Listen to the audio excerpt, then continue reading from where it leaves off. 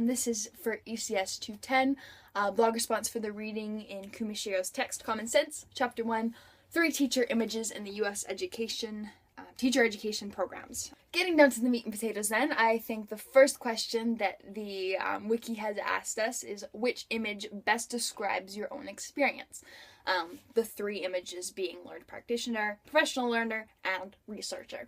And I think the consensus that we kind of came to in class discussion was that learned practitioner was probably the best one that suited us in our program at the U of R. A couple of things was that we are very narrow in our subject area. We are divided specifically into what our interests are, and that makes us individual and unique in our own teaching areas. One quote then that specifically resonated with me regarding learned practitioners is, and I quote, "What counts as official knowledge in teacher education could not help but be partial, regardless of how it is defined and by whom. So while learning more knowledge and becoming learned practitioners may help address some oppressions in society, it can help to perpetuate others." And I think this is so true, especially the text later goes on to reference that even the education that we are receiving as future educators is totally partial. It depended on certain people asking certain questions about certain problems in society that has definitely shaped the route that our education has been planned and guided. If it weren't for those people asking those certain questions, and perhaps if it had been other people asking different questions or perpetuating different beliefs that are important to them and their background experiences, the program could have turned out a lot different. So I think it definitely depends on the people who are asking those certain questions that has led us to our education and how our program has shaped us today. I believe this to be then the reason that we are so challenged to constantly be reflecting on, unpacking, and troubling the knowledge that we know or we think that is right and has been that commonsensical knowledge to us our entire lives. And as learned practitioners, I think this is especially important and is necessary in order to be a teacher who challenges those notions on a daily basis. And while the reflections and the constant readings and doing blog posts, handing in assignments that cause us to constantly be questioning what we're reading. And it provides us it can be frustrating sometimes to be constantly questioning without really getting any answers. But I think this is necessary, especially when we do look at that approach as teaching, as being a learned practitioner. Because it causes us to question why those notions are correct and why we think the way we do. And so, while I admit that the reflections have become maybe tedious in the last, 3 years that we've been doing them now, but it's absolutely necessary. And I understand now why our program has been especially directing us to do blog posts and reflections and all those things that cause us to construct this knowledge and maybe reconstruct the knowledge that we realize isn't 100% correct and is problematic in that commonsensical way.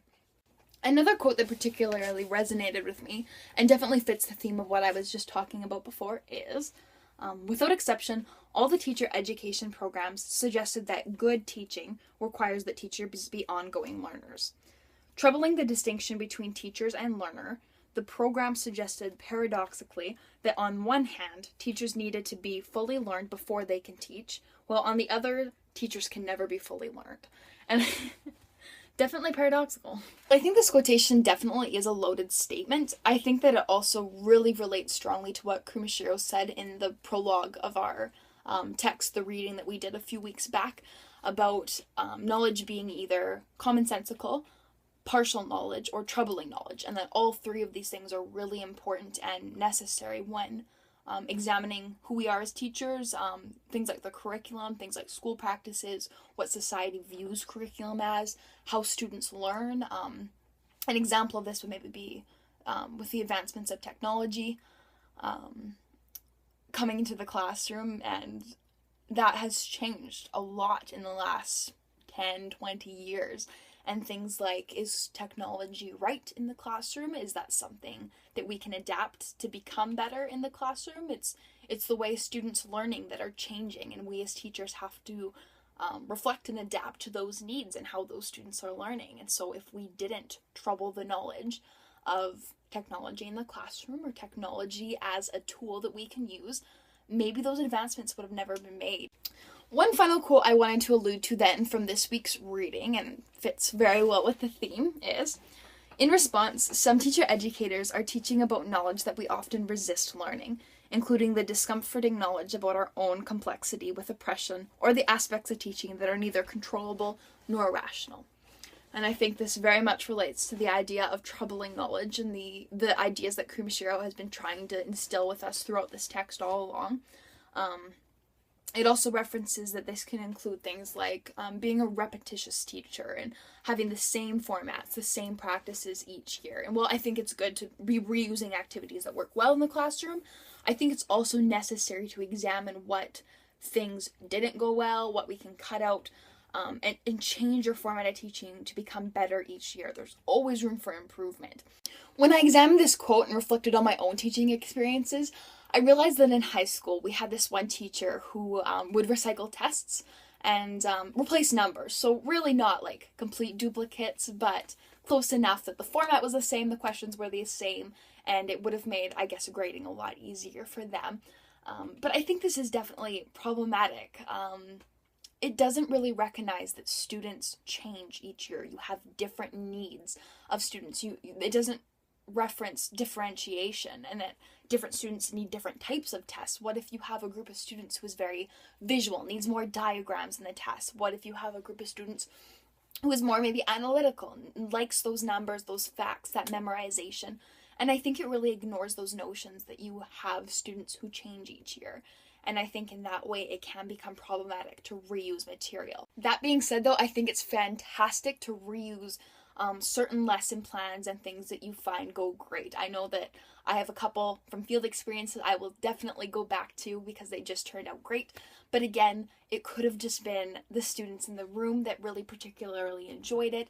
So I think those notions have to be addressed, have to be recognized and examined for the specific group of students that you're working with. And it's not just a generic test that's going out to every student, no matter what type of learning they have. As a closing remark then, one of the final questions that this program has asked us to consider is how is this program guiding me to be a better teacher? And I think the notion of troubling knowledge is extremely frustrating. Sometimes I feel like this program gives us so many things to consider, so many questions, and the answers are kind of limited because teaching is not a straightforward thing. Everyone does it different. There are so many different ways you can teach, so many good ways to teach that are considered very useful in the classroom. And it's really hard to give those answers. So I think the notion of troubling knowledge and making us question what it is we think, why we think it, where that right knowledge comes from is vital. It's super frustrating, but it's really good in order to be a successful teacher in the future, because I think that's a key element and a characteristic of good teachers is that they're constantly doing those reflections, even if it's not on a formal blog post or to a professor like we have now. I think it's a vital aspect and a good characteristic of a fantastic teacher.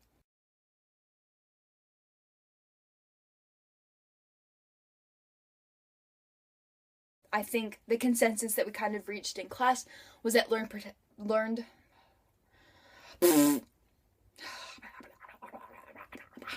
just relate to, say, English or sciences, maths, but